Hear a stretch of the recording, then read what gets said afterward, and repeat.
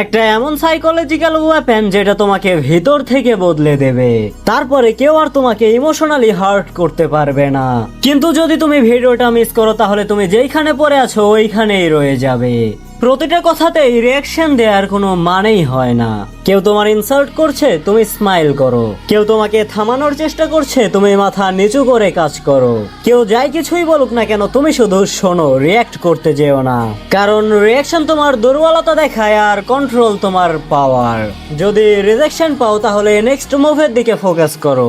ইমোশনসকে control করা এটা কোনো অ্যাবিলিটি নয়, এটা হলো একটা ওয়েপেন। আর এই ওয়েপেন সবার কাছেই থাকে না।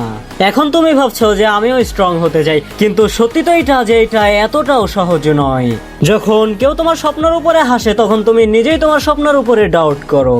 মনে রেখো, মানুষ শুধু অন্যের সামনে স্ট্রং হওয়ার চেষ্টা করে কিন্তু নিজের কাছে নয়।